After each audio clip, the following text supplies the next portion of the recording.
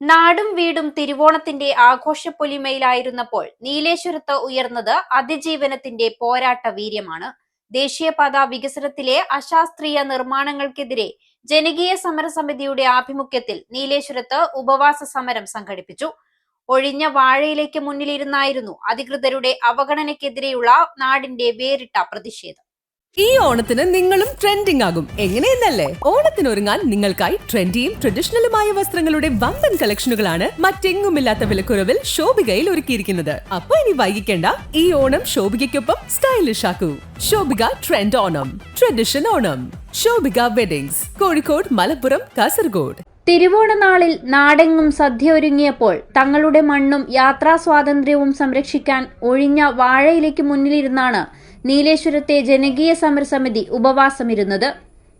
വികസനത്തിന്റെ പേരിലുള്ള അധികൃതരുടെ നീതി നിഷേധത്തിന് നേർക്കുള്ള ശക്തമായ താക്കീതായി ഇന്നലത്തെ ഈ തിരുവോണദിന സമരം മാറി. നീലേശ്വരം നഗരത്തെ നെടുകെ വെട്ടിമുറിക്കുന്ന അശാസ്ത്രീയ നിർമ്മാണ രീതി അടിയന്തരമായി ഉപേക്ഷിക്കണമെന്നാണ് സമരസമിതിയുടെ പ്രധാന ആവശ്യം. നഗരത്തിന്റെ സ്വാഭാവിക ഘടന നിലനിർത്താൻ തൂണുകളോടുകൂടിയ എലിവേറ്റഡ് ഹൈവേ അഥവാ ആകാശപാത അനുവദിക്കണം. ദേശീയപാത അതോറിറ്റിയുടെ ഉന്നതതല സംഘം നേരിട്ടെത്തി യാഥാർത്ഥ്യം മനസ്സിലാക്കണമെന്നും നാട്ടുകാർ ആവശ്യപ്പെടുന്നു.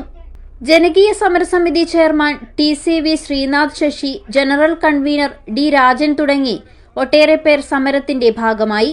കൺവീനർ പ്രകാശൻ കൊട്ടറ സ്വാഗതം ആശംസിച്ചു. പ്രമുഖ സാമൂഹ്യ രാഷ്ട്രീയ പ്രവർത്തകരായ പത്മരാജൻ ഐങ്ങോത്ത്, മഹമ്മൂദ് കോട്ടായി എന്നിവർ സമരത്തിന് ഐക്യദാർഢ്യം പ്രഖ്യാപിച്ച് സംസാരിച്ചു. ജനങ്ങളുടെ ജീവൻ മരണ പോരാട്ടത്തെ അവഗണിക്കുന്ന സമീപനം അധികൃതർ അവസാനിപ്പിച്ചില്ലെങ്കിൽ വരും ദിവസങ്ങളിൽ സമരം കൂടുതൽ ശക്തമാക്കാനാണ് ജനകീയ സമരസമിതിയുടെ തീരുമാനം. News 14 live, Kasaragod.